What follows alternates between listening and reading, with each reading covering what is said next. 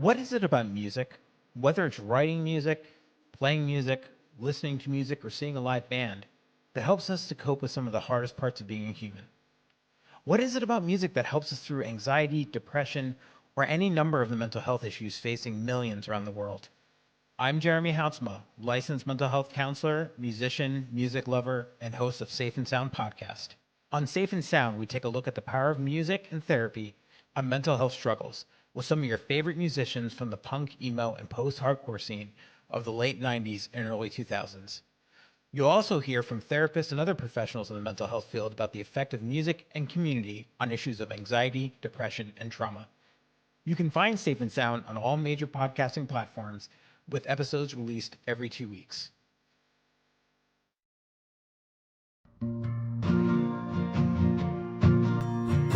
Welcome to the Imperfect Dads Podcast. This is your host, Devin. We believe dads care deeply about their family and kids, but they don't always have a space to discuss what their life looks like.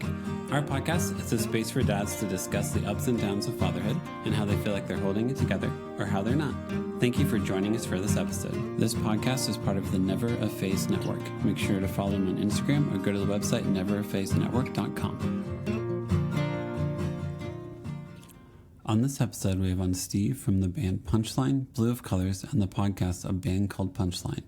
We talked about his time in Nashville, moving back to Pittsburgh, being an older dad, having a younger kid, finding mental space to write songs, coffee shop adventures with kids, community in Pittsburgh, navigating screen time, enjoying the simple moments of life, his band Punchline, and starting a podcast called A Band Called Punchline to talk about their experience in the band and all the memories from it. Just like one more thing. Dad, just start the episode. Oh, my bad.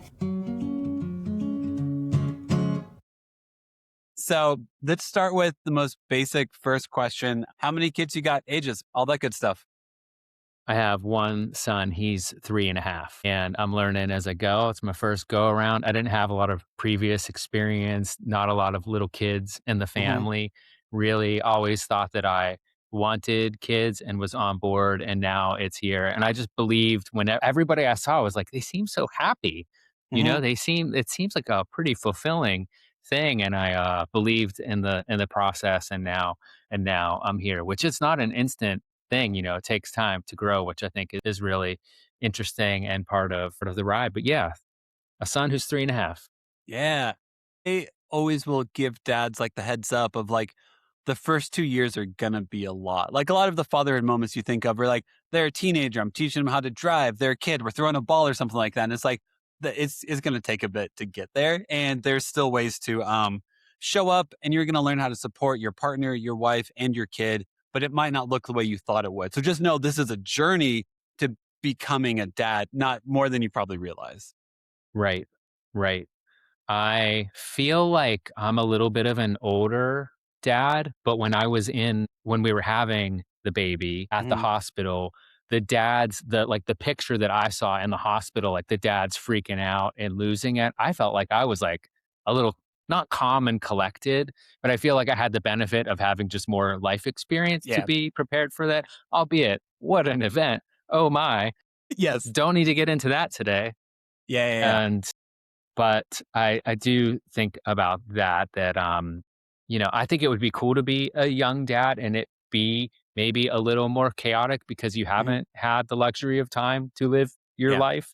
But, you know, I am enjoying that. I feel like very much I'm embracing this and was ready for it. Yeah. That's a common sentiment I hear is that I'm assuming you're in your 40s. Is that accurate to assume? Yes. Yeah. I'm 45. Cool. Yeah. So dads I know who had kids like more in their 40s and in their 20s are like, I feel like I know myself so much better. I'm not as reactive of a person. I am calmer. I know how to approach things. My knees just freaking hurt every single time I get up off the floor is the only downside. Yes. We have some of these issues on the regular for sure. Yes. Why was it not until like your 40s you're like, hey, this has become a dad and everything? Was it because of a life of being a musician, being on tour constantly? I don't think it was. Once I figured out my partner, my wife, then it was all systems go. I mean, I feel like I would have done this all sooner had we figured that out sooner, which is a shame because we dated a long time ago. It was like we split up for a long time, got back together. I mean, it's great. I wouldn't change a thing, but Also, we could have done it like 5 years sooner. That to me implies you just take this stuff seriously. You take being a dad seriously, making sure that you know the partner you're getting it, keep starting this journey with, because that's a pretty massive part of it. Yeah, I say a lot of positive things about being a dad, and all of it is like under the guise of I have like my wife is just wonderful and so helpful, and Hmm. I follow her lead on a lot of things. She's a preschool teacher, so Okay. she Yeah. had a lot of experience, and she was a nanny, prior. She has a lot of experience that I just don't have. So I mean, Yeah. she's really like very much my teacher. It's good to acknowledge that or know that going into it of like, oh, so you know what you're doing here. Like there's some stuff you would intrinsically know also, but like Yeah. reality is Well, I like definitely this. have plenty of intuition I speak up on.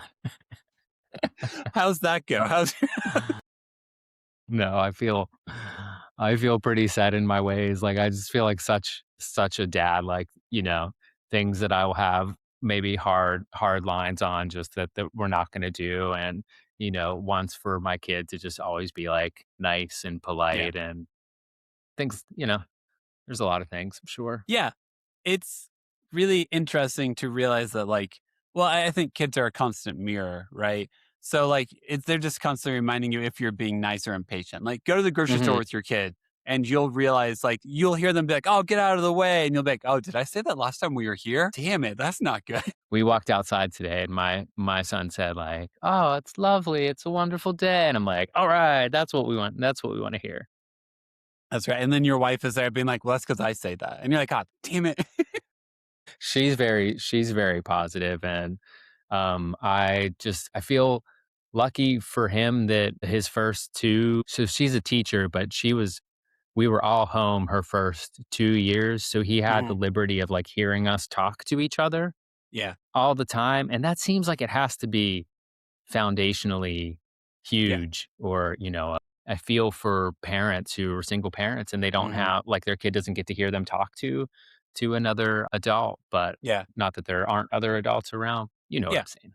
I do. No, I think, not to get too philosophical too quick, but like, I think the reality of being a parent is you are kind of teaching your kid what normal is every single day. So you're just Hmm. aware of like, okay, what's my normal? How am I treating my wife? How am I treating strangers? How am I basically? And how's my energy? With the acknowledgement of like, this is what your kid is going to think how people should treat each other is how you treat people intrinsically.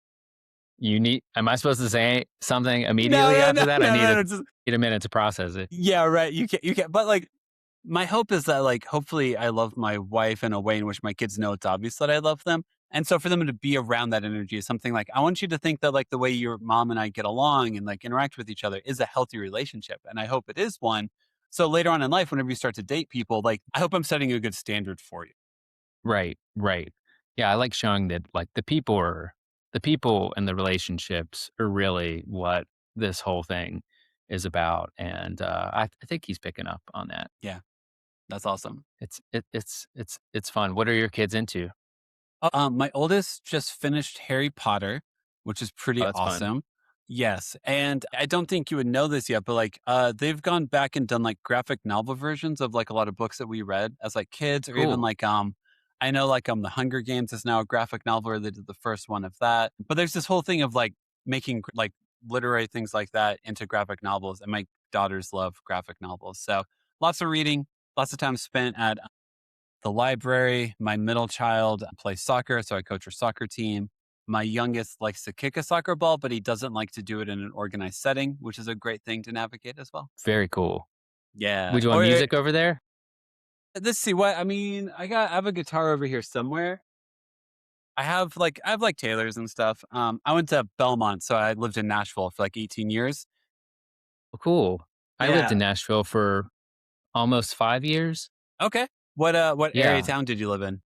I lived in South Nashville, just south of the city. I lived right next to the old Grimies. It was in Oh my yeah. in Yep. my backyard, Cool. and that's when it was still there, which the Hmm. basement is still there. Is that correct? Yes, the basement is still there.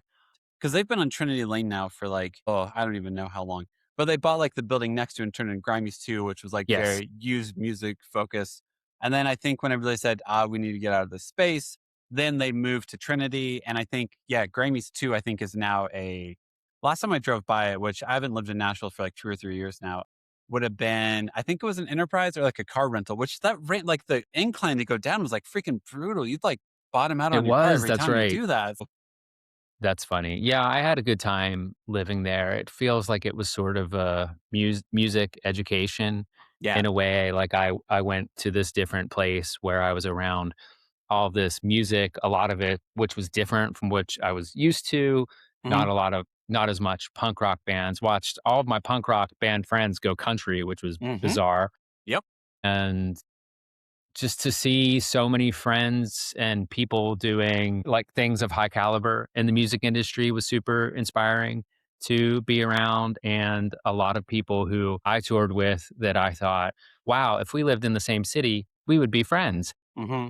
We lived in the same city and we got to be friends and have many years like that. That was super duper cool. I moved back to Pittsburgh years ago, and it's a different energy in a different Hmm. city, but I love Pittsburgh. Nashville was Yeah. very cool. It Yeah. changed so much, Hmm. like every day as Yeah. I was there until I was Yep. gone. Yeah, especially if you're on 8th Avenue over there. I mean, like, I would have gone to Belmont from 2006 to 2010. And, like, I mean, whenever I started at Belmont, you didn't go to 12 South. Like, there's nothing in 12 South. It was the Frothy Monkey over there. And, like, that was about it. And now it's like Reese Witherspoon's flagship store. It's Bachelorette Party Central. I mean, 12 South Tap Room just closed. So, like, the only thing that's left in 12 South from whenever I went to college is that Frothy Monkey. But besides that, Mafiosis is gone, 12th F Taproom is gone. Like it's not the same city that I lived in. And it's a weird thing to complain about because it means there's growth and there's like it's just not what my original definition was. And that's always an interesting thing to like not shame Nashville to be like, oh, you grew. And it's like, well, yeah, of course you did. Why would you not?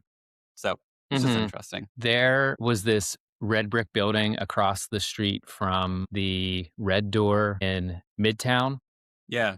the one that was at the top of Music Row. Hmm. And this red brick building, I had a small recording studio in for the years that I was there. And Butch Walker had his studio there. Previously, it was a Warner Brothers record label office for years and years. Yeah. Had other recording studios in there. Apparently, Dolly Parton wrote "I Will Always Love You" on the steps of this building, or it was Heck inspired yeah. by there. But they Yeah. tore it down. Yeah. It's all gone now. Yeah. It's gone. It was a hospital. I mean, I don't know how they didn't make it Yeah. a historical landmark. Yeah. It was, Yep. Well, but I think RCA Studio A only got saved because Ben Folds kept owned it for a bit. And then I mean, I don't have, the legalese in front of me. I think Dave Cobb owns it now, or Dave Cobb definitely records out of there. So, I mean, like, the only way that, like, one of the most, well, I mean, Studio A, RCA is like, well, it's like godly in my mind, is because Ben Folds was like, I'm going to pour money into this to save this because I cannot see this building turned into condos. there was a moment where that all went down. Maybe there were multiple moments, but there was Yeah. one moment where he spoke up and he said he was going to speak at the studio and anybody could come. And I went there, Yeah. and this was at the time where it's some was is the organization called Mike, MIC, something to like save the historical buildings of Nashville, like preserve them. But that's like when the moment this organization was founded, and he gave this speech on the steps at the studio, and all these people were around. Everybody was cheering. It Yeah. was really cool, and I don't know. To me, it's like that happened, and then no one ever said anything again. And I know that at the end of the day, it just takes raising money, but it's almost feels like, me and my musician friends that were there who were all like broke and trying to do Yeah. anything to find ourselves and make a career. We're like, I don't know, what can we really do here? And then it's like, oh, not really that much. And most of the stuff is actually going to get torn down. So Well, I think for like Music Row, the best case scenario is so I went to Belmont is for Belmont to somehow buy the building. Cause like I know they had a good Mhm. partnership with like RCA Studio B. I took classes at RCA Studio B. I took classes at Ocean Way, which are both on Music Row. And so you almost like, yeah, you're hoping for like a big donor or like a big institution like that to be like, hey, we're going to preserve this. We're going to do classes out of here and we're going to bring this in to be part of our mission. And if you don't have an organization that does that, then it's just kind of like, I don't know, private donors, like, and like, yeah, watching the history of Music Row be slowly torn down year after year was not fun. It wasn't ideal. It was very cool. I mean, Yeah. what it was when I was there, I don't know how active it was. I'm sure if I was there years earlier, it would have been Yeah. even smaller. I mean, Nashville felt tiny It did. when Yep. when got there, and I don't know, it's pretty neat. What was your trajectory post? Yeah. So I would have graduated in 2010. I interned at a recording studio down in Franklin called The Castle, if you ever heard of that. And basically, I didn't make enough connections where I trusted I could do music business as a full-time gig. Because I wanted to do like a production or be a sound engineer for studio. I don't like live sound. I don't like life on the road with that stuff. And so I wanted to do that. But like whenever I graduated college, I had six-figure student loan debt. And like I didn't have no one was offering me jobs. So I worked at News Channel 5 for a little bit. I worked at a company that sold paper goods. Then I worked at a dentist office. And then like in 2019, basically we had two kids. And after a year of us both working full time, we were like, this is not financially worth it for us to still be working and the amount of stress that comes with it. So since 2019, I've been a stay-at-home parent. And then in 2021, we actually had a third kid. Cool. Yeah. I started doing podcasting in 2022, which makes me feel, like my music business degree is actually worth something finally to do something with it. That's cool. Yeah. But yeah, man, it is. I remember interning at the Castle, and like if anyone booked a session there, like the assistant engineer kind of did all the work, maybe got paid in pizza. And then like the producer would come in and critique everything you did. And I'm like, oh, that is not the creative, inspiring environment that I hoped. Like my idealism for what making music was way up here, and realizing I only wanted to record music that I liked and with people that I liked. That's not a job. That is not a job. So yeah. Yeah, that's true. I feel like that was part of the message of the takeaway of Nashville for me was I wanted to record people and do production, but the kind of production and music that I wanted to make didn't require me to be in Nashville. I couldn't insert myself into the country music machine. I mean, I couldn't buy into it. I mean, nothing against it. It makes me feel I'm just like a punk rock or rock type fella who just can't get into the country. But I have always loved the music that I make with my band and with my friends, but trying to make it a business and trying to, see what you can create. Yeah. Well, I mean, because even like I think the End is still there and has original ownership, but like Exit End got bought out, and that was a whole thing also. And like, yeah, my freshman year, I remember seeing like, oh God, so many bands at Exit End. Like I remember listening like Cursive and all these extremely like raw rock bands, Love Cursive, in front of my face, basically. And then and so knowing that like the two venues for them were like the End and Exit End, and watching even that area of town change over, be more commercialized, I guess that's the most polite way to put it, and like overrun. It's just like, well, this is the energy that I love. This is the energy that I'm looking for. A basement basically with loud screaming guitars, and I need to wear headphones, I need to wear headphones, honestly, just to keep my hearing. Is like, there's some of that in Nashville, but like, it's not really there. That's funny. Those places are certainly the punk rock places. And I'm sure there are 5 times the venues now since I lived there. Yes. But honestly, I hope they built some better sounding ones, because for being Nashville, I thought that a lot of the main venues didn't sound that great. I saw so many shows in that L-shaped cannery ballroom. Yes. Yeah. And it sounded so bad. I saw Copeland there. I saw Bleachers. I saw Andrew McMahon. Yeah. All bad. Just sonically, I mean, you just can't sound good in that room. Yep. It's nice to see them, to hear those songs, but you're really swallowing a bitter pill to take part in that entertainment experience. I went to a wedding reception there once, and that made a lot more sense for that space. Because like Mercy Lounge, like across the way, perfect space. But then you walk across the hall and you go to Cannery, and it was like an L shape. You're standing next to the bar. You can see if someone's standing all the way over here on the stage, maybe you can see them play their guitar. And like, but none of the speakers are oriented towards you. So yeah, no, that was usually, nowadays, if I go to a show, I just go for the headliner. If I would go to Cannery, I'd be like, well, I got to go for the openers. I got to go early, because I can't be 30 feet over here away from all the sound system stuff. So yeah, I'm with you. I'm trying to think of the first show that came to mind seeing in the middle room was I saw Superchunk Yeah, in the yeah. middle room, which Yeah. was very cool. And then upstairs was the High Watt. High Watt, yep. And I saw Chris Carrabba play Nice. and I saw Matt Pryor from the Get Up Kids Yep. Yep. there. Yeah. I played that show. That's why I saw him there. Okay. Do you know Dane Poppin? I don't. Okay. Dane played bass with Dashboard for a little bit. Cool. And he was Nice. also in Ecstatic Lullaby, if you remember that band. Yeah, for sure. Yeah, So- it was Chris Carrabba's new band. They were called Twin Forks or Twin Forks or something like that. Yeah. Yeah. Yeah. That was pretty cool. He's a nice guy. He told me once that my band had nice sounding harmonies, and we took that compliment and still talk about it on podcasts today. That's awesome. No, he seems like a genuine dude. When did you live in Nashville from? Like, what years were you there? I was there from 2013 to 2017. Okay.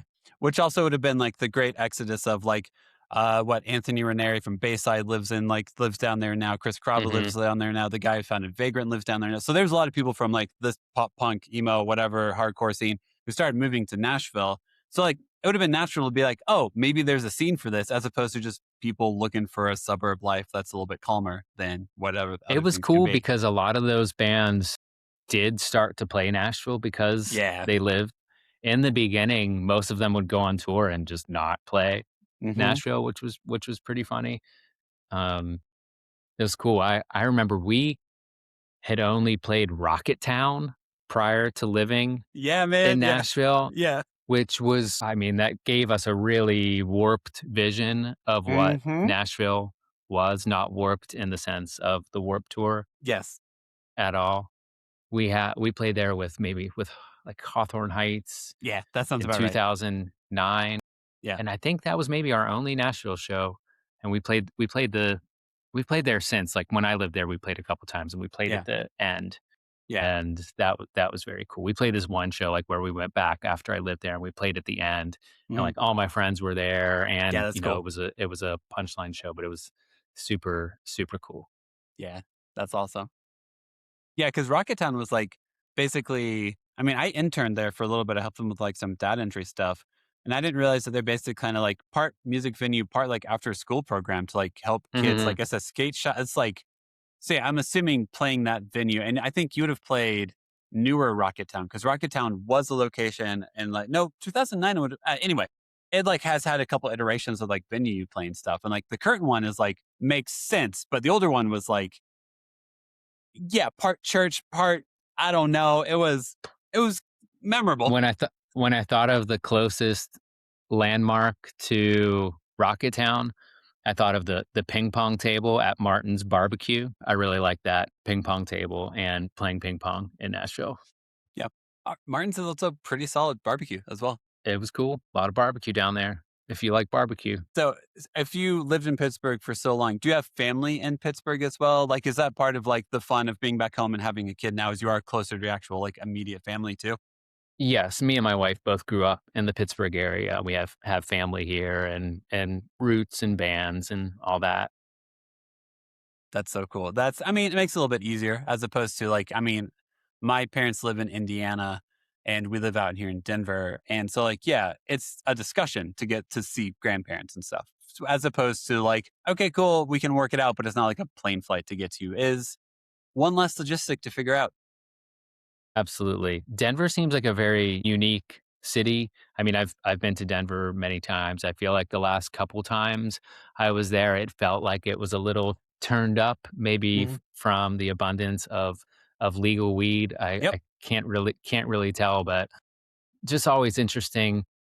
He's traveling around. So much of America is the same. Like you go to the city, you talk to these people. Go to the city, you talk to these people. Like you could trade cities and it's the same. But every there's a couple cities that just have a different energy to them. I remember last time I was in Sacramento, I've never had so many hugs just from anybody in general. Like after a show, I thought that was really unique and worth mentioning. And I think that, sometimes people of like Salt Lake City can be the most fun crowd out there.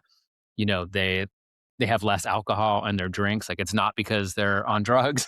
I don't think. And but Denver, I mean, definitely had sort of a unique energy. How is it living there? What's your take on that? Yeah, we like it a ton. I will say, like, as a parent, I feel like we've done the right thing whenever we can spend more time outside.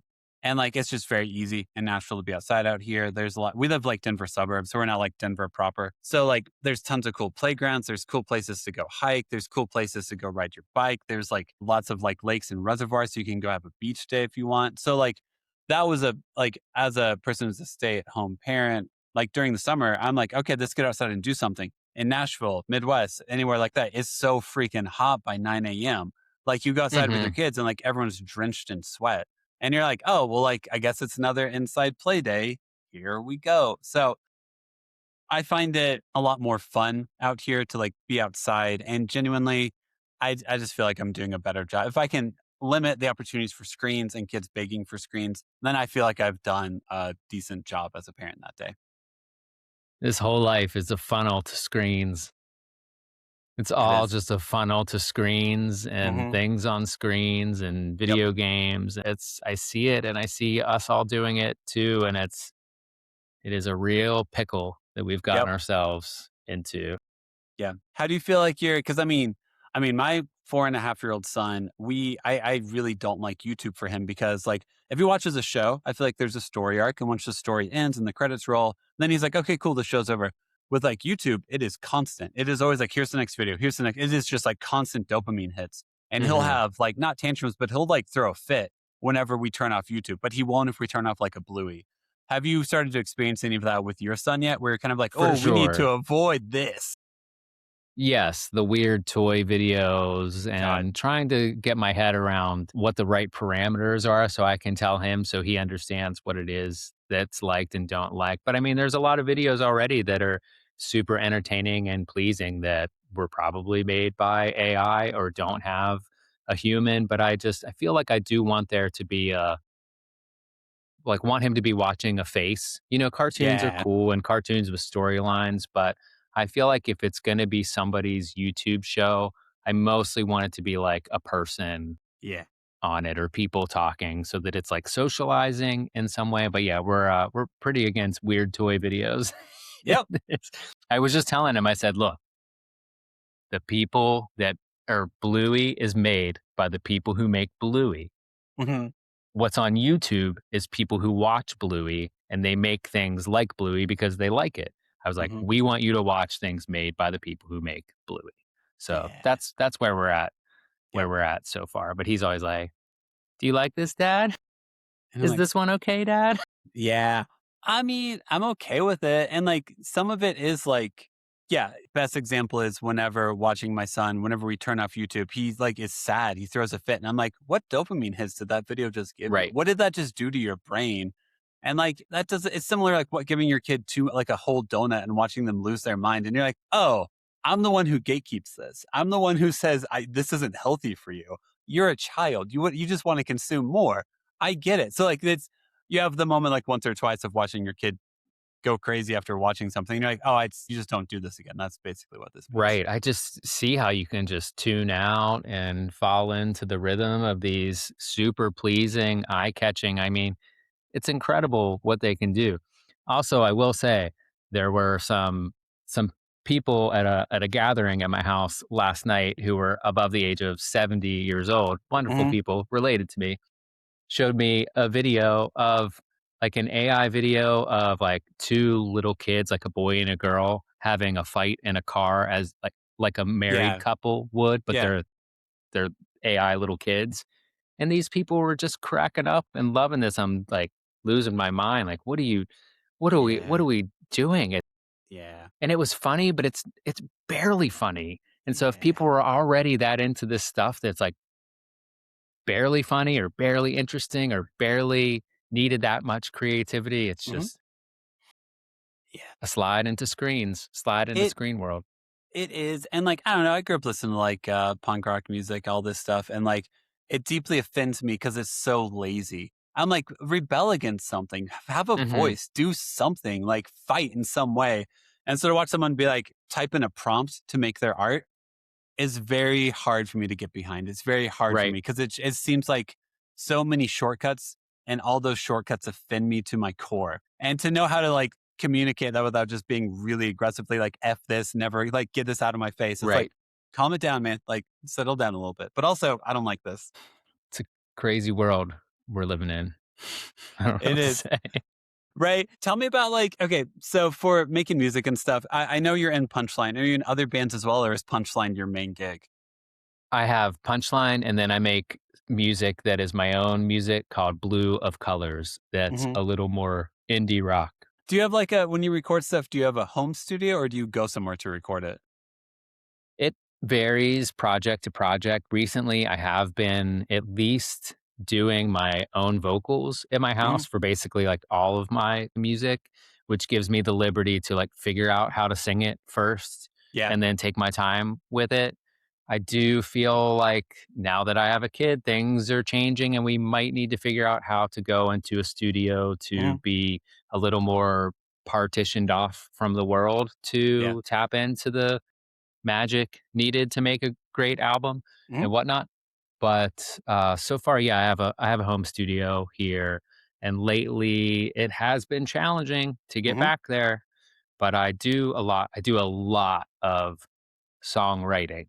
So it's Okay. even though I don't have demos to show you and I don't have finished recordings, I have lots and lots of bright ideas for when the time comes. And that's very rewarding for someone who is, I mean, this whole songwriting thing at the end of the day, playing playing music. I love being a dad, love being in my family, and I love songwriting. Hmm. That's my jam, if you Yeah. will. And being able to just write and write, I get a lot of pleasure out of that, and it's very productive.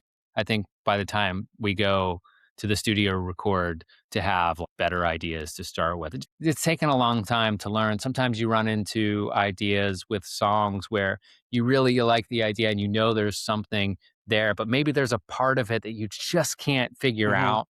And in the past, there's been so many of those that I just like jam through and like don't end up loving it. And now I'm with so many ideas around, just more willing to like let stuff like give it time to grow Yeah. until you Yeah. figure it out. So I love the abundance of ideas.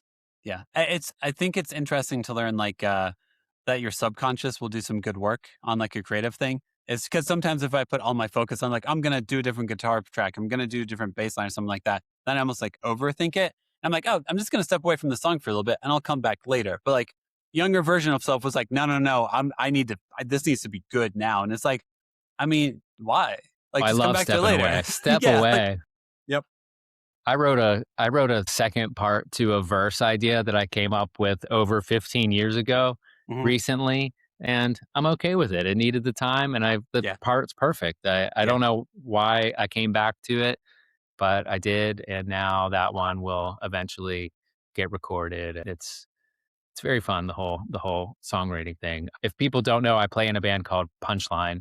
Hmm. It's a band that I started when I was 16 years old. And after high school, we played more, played around the city, started playing more regionally, started doing DIY tours, Hmm. eventually got onto a small record label that became a very big record label while we were there. And then the whole music world like became this more DIY online Hmm. thing. And it's Yeah. been just quite a journey. But we've made, I think, our most recent, we came out with a new record called Somewhere to Land recently. And I think it's our 10th Yeah. album, 10th full length or something That's like pretty that. cool. So lots of Yeah. Punchline music if anybody wants to listen to it. I did want Yeah. to say Yes. Imperfect Dads, what it Hmm. makes me think of is what we call that around here is a father's touch.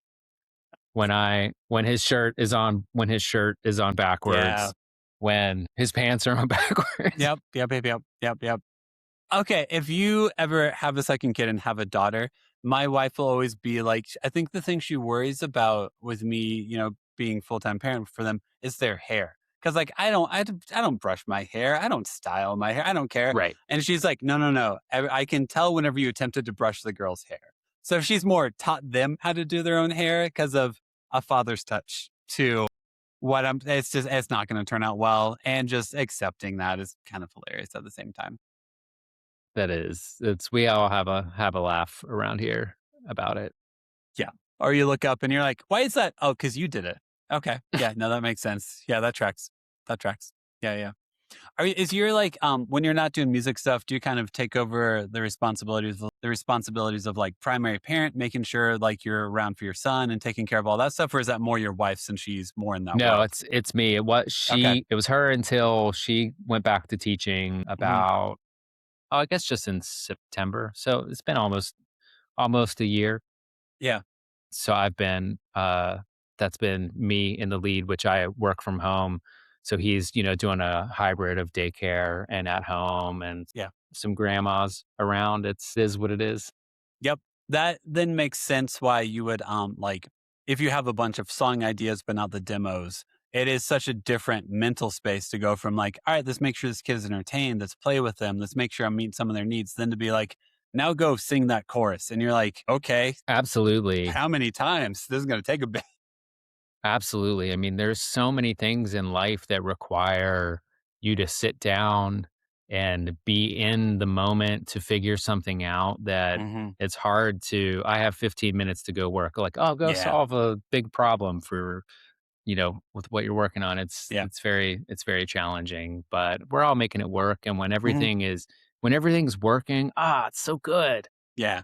But now, I mean, if I can say, I'm sure it's no surprise being on a podcast with dads. I feel like this part of my life, so many friends, parents are passing away, Yeah. and feels like so many people experiencing like tragedy on Hmm. the regular, which can be, I mean, the perspective of just like if we can just get through the day and like Yeah. everybody's just okay, like then we're doing fine. But that's really fascinating being a dad now and how that's all changed the perspective. I did have a theory about dads before I became one. Let's say in terms of people who run or exercise.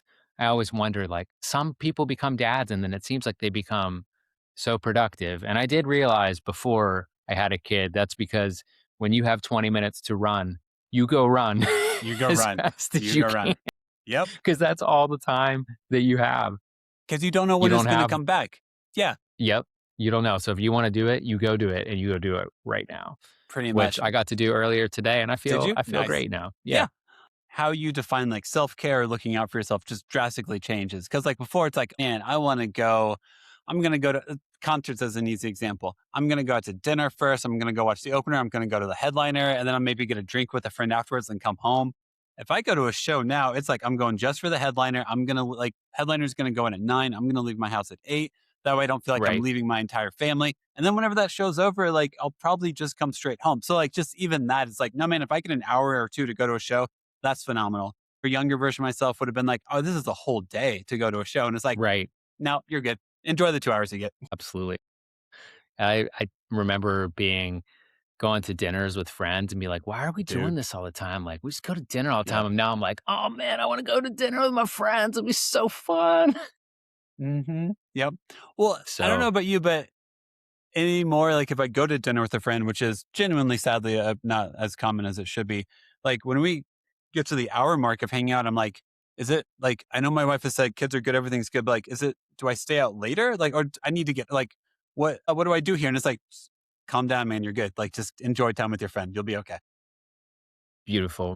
Have shifted a lot of my evening energy into morning coffee shop energy. I Yeah. live by a wonderful coffee shop, and that really has introduced me to so many people in my Hmm. neighborhood and other families and kids. So me and my son go over there pretty frequently and get a coffee and a little sprinkle cookie. And Yeah. it's cool. It's given him so many little social interactions that I feel like if we lived somewhere remote, maybe he Hmm. wouldn't have as much. So I love that I got a good spot here in this neighborhood. It can feel pretty Mr. Rogers neighborhood sometimes, but it's like, walk over there and this older lady's like, "Oh, I just brought flowers," and showing him flowers. And then this other That's guy, awesome.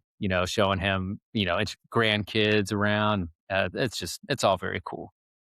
That is cool. I think, Yeah. yeah, it's just more opportunities to like show humans interacting kindly. And like, that's another Hmm. fear of YouTube is like, am I going to end up on some AI video of people arguing, which aren't even real humans, just because someone prompted it because they knew outrage would lead to views? So, like, I feel like Right. the more I can lead my kids to be like, hey, here's how people should treat each other. And if you're in a Right. community in which that's prevalent, like, oh, hell yeah, let's just accept this and be grateful you've got it. Right. I feel I feel like I love the technology for how it connects us to the Hmm. people, but the way in which it's becoming, maybe it's just Yeah. I can't get into. People send me all day like the short form content videos, Hmm. Instagram Reels and TikTok Yep. videos, and I can't watch it without being like, "Why are these people making this little sketch?" Yeah. You know? Yeah. And I hope that if we are gonna be addicted to screens, that we're using them to talk to people, Hmm. communicate, like, be creative and make things because that's a lot different than just consuming something someone Yeah. else made. Yeah. We're gonna Yep. figure it out. We will, and it's I don't know. Some of it's also like I don't like the version of myself that walks into a room is like, what can I consume in this room? Like, what's in this room for me? Is like, well, that's not community. That's just selfish as hell. And that's what your phone or screens do for you is be like, hey, what are you going to consume from this? And it's like, well, that's a one sided relationship. I don't want to I don't want to positively reinforce that. That's not good. Right. I could do better with it. I feel like I'm thrilled with how I don't participate in a lot of the things that other people seem to be into, but just Yeah. in general, I feel just so at the hip with it. And like you said with your kids, like they're mirrors and they see Hmm. to just highlight everything that you're doing. But like I said, we're getting through the day and Yeah. he's we Yeah. have fun conversations. I'm like, this little Yeah. human, he's okay. Well, I also think like having a kid just makes you simplify so many things because like that is a good morning. Like if you walk to the coffee Hmm. shop, talk to some neighbors, get a coffee and a cookie, then walk back into nap time, that's a phenomenal morning. But you have to like, it's a Right. definite mental shift because like, yeah, like if you Yeah. give me 3 hours without a kid, I'm like, okay, this go grocery. Like here's my list of things I feel if I want to feel like I have value, here's the things I need to accomplish. And it's like, why? I mean, like, yeah, just like simplify, man. You're okay. You have to be a professional at this now, but okay, my son doesn't like going to daycare, but Yeah. most kids don't like going to daycare. And I had so much going on this morning for work and meeting with a plumber and talking to Hmm. an accountant. It's you have to go to daycare. I'm so sorry. Yeah. Riding that line of they don't like something versus they have to do something because Hmm. they do. It's Yeah. it's tough. It is. I think we spend a lot of time looking at our kids and being like, use your words, tell me what you want. And then whenever they do that and they're like, I don't want to go to daycare, I want to be with you. And you're like, no, it feels like it feels like I'm betraying them. It feels like I'm being Right. like, use your words, but also your words didn't get you what you wanted. It's like, well, that feels damaging. Okay, here we go.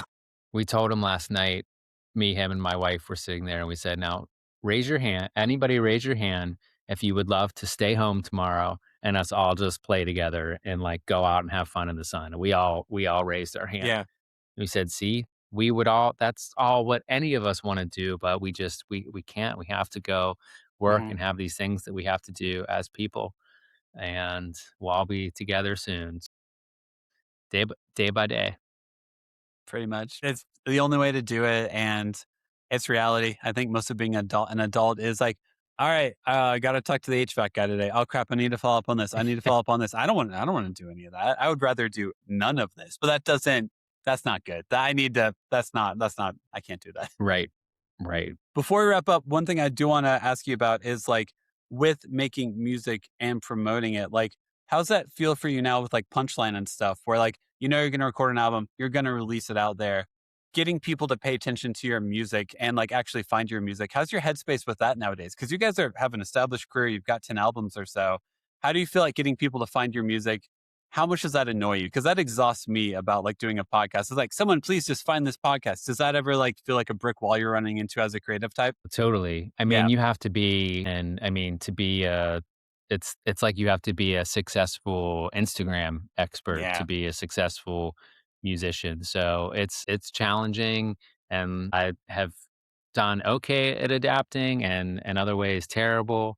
at adapting. I mean, honestly, a lot of the things that work for us and our band are some of the things that have always worked. We recently went on a tour that was good for us, and we got the tour because like our booking agent knew their booking agent. We Mm-hmm. kind of knew the bands, and our manager kind of knew the manager, and that's just how it has always worked. We had like a new album out around the same time frame.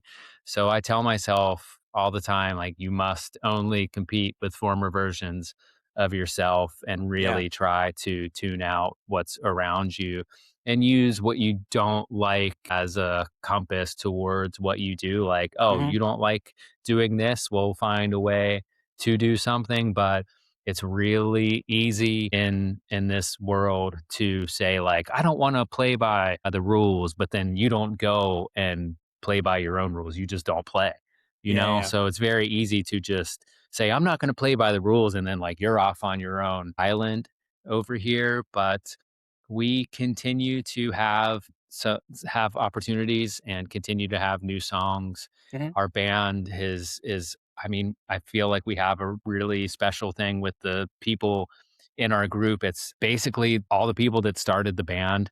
Many of them left and came back, and Mm-hmm. it just feels like this whole community where we all do this because we love it and we want to, and not because it's financially lucrative or because anybody's making us, because we're contractually obligated or something. And there's a Yeah. lot of power in that, and people like it. I in a band like Ben Fold. I'm a big Ben Folds fan. He's Yeah. coming here next month. He must come to Pittsburgh every 9 months. And sure, I'm sure he is well paid, but he doesn't have to come to Pittsburgh Mm-hmm. every 9 months. But he is out there hustling and making records because he wants to be, and because that's the schedule that he puts himself on, maybe to be competitive in his space. But I just think that it's super cool. I think a lot of times people don't realize, I mean, what's really cool about bands is it's the bands who are like, we want to do this, we want to do Mm-hmm. that. And like, you might think that a manager came up with it and told the band what to do, but it's really the bands that are the Yeah. ones behind it. Yeah. That are driving it or being like, Yeah, actually, we we're want just to connect with our people fans. Yeah. making an agreement with other people, and then we go out and make these things happen. Like, it's beautiful teamwork. Yeah, that's cool. That's awesome. Yeah, and also like I feel like I know more people now where the band's gotten back together, like the in their 40s whenever they play music, it is more just like, oh man, it's so cool that we get the chance to play music together. Like I had on Todd Bell from like Braid and Hey Mercedes, and like they're gonna do some shows opening for Jimmy World. And like Todd's main thought is like, one, besides like, hey, it's cool to hang out with the guys from Jimmy World, he's like, oh man, we're all still like healthy enough to go play music together. Like that's Mhm. awesome as hell. And like I feel like you can sense that from the people. Like if you're in the crowd, you're like, oh man, these guys are just having a great time, grateful to play music together. And like that's such like a pure energy. And the more you can be around that stuff, the more it energizes you in your day-to-day life, I think. Touring now versus when we were younger, Yeah. everybody's just so happy to be there, to have like a Yeah. nice stage to go out and play, and there's a crowd and we can hear Yeah. ourselves. It's pretty fantastic. So, and as long as we have, we can get the basics going, I feel like Yeah. we'll be pretty happy. In Yeah. our 20s, somebody was always like pissed off or, upset about something, odd man out, which of course, because you're in your 20s and you're in this band and you're in a van, you're going all over. And at the same time, you're supposed to become a person. You're supposed to find yourself and become an adult and be an individual, but you're trapped in this group. It's quite a ride. Yes. I bet it is. And also I love like the whole like DIY punk stuff is you do play in venues where like you almost like set up a mic stand and you're like, is this gonna electrocute me? Like is it like is this all wired correctly in which I don't die tonight? So like to go from that to playing, shows where like the bathroom's been cleaned within the last week is a very different experience. Absolutely. Can I tell you something? We have a podcast called A Band Called Punchline, Okay. and it is a documentary style podcast, like highly edited, that goes through Hmm. each episode is about an album of ours. Cool.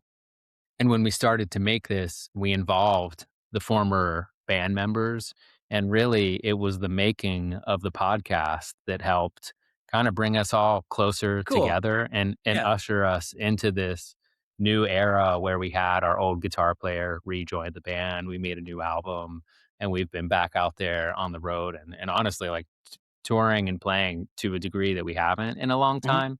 So thank you, podcasts. And also, if anybody wants to listen to, a music podcast that's like, you might not know Punchline, but to hear the story going from Mhm. like a garage band to watching, like we took Fall Out Boy on their first tour Okay. ever, Yeah. and That's they cool. went on to become the Fall biggest Out band Boy? in the Yeah. entire world. Yeah. It just was quite a humbling experience. Yeah. I So don't if doubt anybody that. wants to listen to our podcast, it's called A Band Called Punchline, and we Nice. appreciate you. Well, that almost sounds like halfway through that tour, like crowds would be like, can you switch headliner and opener? Like, can you well, this is now a co-headlining tour, just so you know. And you're like, okay, thanks guys. We found them first. Okay.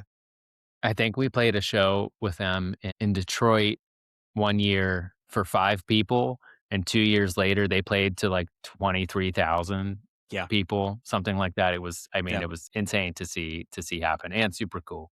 Yeah. No, but the joy of doing creative stuff. We're like, this year, who showed up? That bartender was real nice, and we're best friends now. Next year, sold out venue, and you're like, I don't know. I'm showing up and playing the show and trying to treat people well, and here we are. Right. So, in the interest of time, and that your son is still asleep, I'll start wrapping up the episode just in case he wakes up. Cool. So, Okay. how I end every episode is ask every guest a series of 5 questions. So they aren't like rapid fire or anything like that. They're fun, like little Yes. icebreakery questions. First question is, did you have any backup names for your son? Like, did you have anything that you almost named him? We didn't, and there's actually a story about his name, if I can tell you real quick. Please do. Yes. Because it's pretty wild. Yeah. My wife suggested we name him Leo. Okay. And I thought, that's pretty cool. Okay. Arriving at his name was essentially quite simple. Mhm. I thought it was almost fun to be like, I like that. Okay, done. Yeah. And so we named him Leo. And I don't think many people will know this, but so one of the things with our band Punchline, we put out an album called 37 Everywhere. And it was called 37 Everywhere because when I was a teenager, I used to see the number 37 everywhere. And I used to like write it on my notebooks, and it became a thing within our friends. And then eventually we brought it to our band, and we Mhm. named this album 37 Everywhere. And forever, like, I think I have a 37 tattoo, and Cool. Yeah. our fans get tattoos, and they tag That's us awesome. in their Taco Bell receipts. And so we named him Leo, and maybe 6 months after he was born, I'm playing with these number magnets on my refrigerator, and I realized that Leo upside down is 037, and I about lost my mind. Me and my That's awesome. wife just like gulp. Well, that's cool. It is super strange. He can write his name on a calculator, and he really That's likes good. calculators. So that is fun.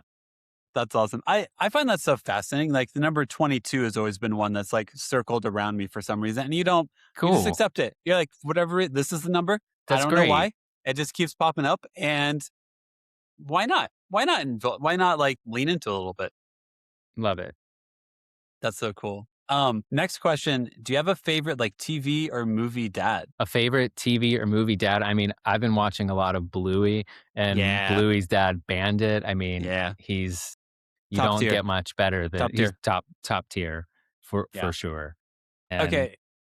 Here's the piece of parenting advice I've heard someone had to tell me once was just remember every Bluey episode is about 8 minutes. So, Bandit's a great dad for 8 minutes. You don't know the rest of the day. He was like, no, guys, seriously, my back flipping hurts because you rode me like I was a pony for like 3 hours. And I'm in, like, I can't get up now. So, like, just go talk to your mom, get out of there. Like, what's off camera, Bandit? Like, that's the documentary I'm looking for. that's I'm gonna keep that in mind. But it's like he's mentally present for his kids. And even the episodes where he isn't mentally present for his kids, that's the whole lesson of the episode is Bandit figuring out how to be more mentally present for his kids. And I'm just like, I didn't know I needed a cartoon dog to teach me so much, but apparently I do. It's a beautiful show. It really is. It is. It is. Has it made you cry yet? Bluey has absolutely 100% made me cry. Okay, yeah. Next question. Do you have a go-to replacement curse word yet? Or since your son is so young, do you still just say the curse word? I feel pretty good about censoring myself. I have one of my songs is called What the Hell, and he's known this song and sings along to it for more than I don't know. It's been like 6 months and he's been singing What the Hell, and he's like, "Dad, play What the Hell." I'm learning how to get my head around all this. I haven't made up any curse words yet, and it is going to be an interesting one to crack open because he's quite verbose. So I imagine it won't be long before the words that before he starts saying words that I like don't want him to say. Yeah. Yep. I go sound effects. I think sound effects is what I normally gravitate towards. Is it like or something like that?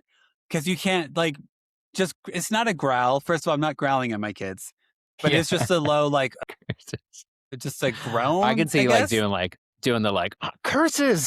Yeah. Yep. Just go full fantastic Mr. Fox and saying curses over and over again. Curses. Rats. Just try to make it classy. That's what you should do. That's what Rats is a good one. Rats is a solid one. Next question. What's one of your favorite toys or activities that you play with your son? Just going off of something we did today is we've been playing with CDs and cassette tapes. So physical media, I suppose. I think it's really fun. He likes to sit there with a cassette player and put on songs, sit there with the record player. He looks at the records and opens them up, and sure, they might get a little bit scratched, but I think if he can sit there and listen to a whole record, that's fantastic. And he seems to really be into music, so we're nurturing that. And I mean, just feels a lot different watching, something streaming on YouTube versus like a tactile cassette tape and playing around with that. So yeah, physical media. I have a turntable. We have Bluey on vinyl. I mean, no, I am 100% with you there. Or teaching my kids how to flip a vinyl and for them to know which side has which songs I think it's really cool. I think it matters. And I'm not even going to tell them actually sonically it's better too. I'm not going to put that on them yet, but right. Yeah. Yeah. We're just trying to teach him, just have so much fun with music. You're upset, dance it out, have songs that are your favorite songs, explore music. And he's, pretty obsessed with it. It's interesting. He loves my band. He loves my band so much. That's awesome. I never expected him to be so familiar with our entire discography at 3.5 years old. Yeah. My wife comes in and she rolls her eyes. She's like, I just never thought I could have even more Punchline in my life, but that's awesome. She's a good sport. My son, for a while, there was really into figuring out what rockin' music was, which just meant listening to a lot of Rage Against the Machine because he really likes the guitar riffs. And me being like, that's great. Please don't repeat the bridge of this song. Just as we listen to Killing in the Name of, can you please not hear the words? Or do I change it before the bridge? But then he throws a fit because I changed before the bridge. And I'm like, but I can't have you hear a song that says, F you, I won't do what you tell me over and over. Oh. I really like this one Wet Leg song right now, and I can't play it in front of him. It's too much. It's too explicit. Yep. Right. And it's pretty common. People are swearing used to be contained more to just people saying it, and now it's all over clothes and on stickers and on people's cars, and it's just language, I suppose. And I'm sure we'll find a way to teach him about it. I don't know. I mean, I figured it out, I feel like. Yeah. Whenever your kid starts to read is the worst part. There was one time I was at, I went to a burger joint and my middle child was sitting there going pee and she was like, F-U-C-K, just reading the graffiti on the wall. And I'm just sitting there and I'm like, no. I did not want to have this conversation right now. I just want you to go pee and we can go eat some fries. But okay. Oh my God. What's that word mean? I kind of want to tell him that there are words that are bad. He doesn't really know that there are words that are bad yet. I think he's going to find that very interesting. He will. And then last question for you. As your son gets older and everything, is there like any moment of his life or phase of his life where you're like, man, I can't wait until he enters into like this moment of his life, this phase of his life or anything like that? I mean, honestly, I'm just enjoying. He doesn't know that people die. Oh, yeah. Oh, He he's doesn't got that know. innocence to him. Yeah. Yes, it's so precious. I don't want that to. I'm just really Yeah. hanging on to that and hanging on being able to hold him. I mean, I think I'll enjoy many facets of life. I mean, there's nothing about this ride where I'm like, man, I wish he could play. Okay, I can't wait till he can play ping pong. That will be really fun when we can play ping pong. There's Okay. the answer. Okay. Yeah. But I do agree when they're like 3.5, like, oh, dude, they have so much innocence and they have so much beauty to them. And like, I'm not here to be some cynical old man being like, oh, the world's going to take that from him. But like, there's a lot of scary stuff in this life, man. And Yeah. like, you do want to protect your child from that. Yeah, we just had our first emergency room experience recently, and he felt like pain for real for the first time, and it's Yeah. the precious thing to explain life to a 3.5-year-old as you're still figuring it out yourself. Yeah. And then last thing for you is just like moment for self-promotion. If you want to follow like Punchline Instagram, like what's Instagram for Punchline for the podcast that would be you so mentioned, cool. all that good Yes. stuff. Please promote yourself. Yes, look us up. The band's called Punchline. You can just search Punchline. Our new album is called Somewhere to Land. It's orange. So when you see a bright orange Punchline album, maybe put that one on. I also make music under the name Blue of Colors. If you like bands like The Strokes or Miniature Tigers, maybe you would be into something like that. And our podcast is called A Band Called Punchline, and I hope that you check it out. Thank you so much. Yeah. I have to tell you that I was excited to do this podcast because finding time in this life to do these podcasts, I mean, it's very fun. I've very much enjoyed talking here with you. But it's one of the first times that I rolled the dice and said, I'm going to schedule this.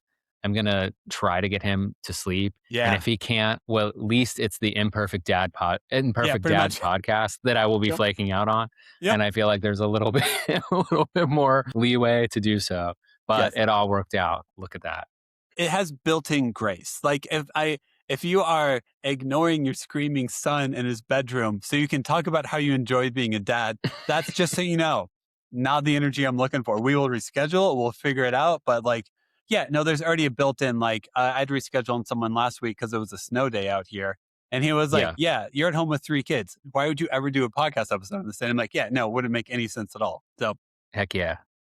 Thanks, Devin. Yeah, man. Thank you so much. Hopefully your son still sleeps for another half an hour or so you can like stare at a wall or like zone out for a bit. Yeah, I think we got another half an hour. I'm going to clean the house. Sweet. Perfect. Enjoy that. And thank you so Awesome. much. I really appreciate your time. Thanks, Steve. Heck yeah. I'll talk to you soon. All Thanks right. for listening. Bye. Of Bye. course. Appreciate it.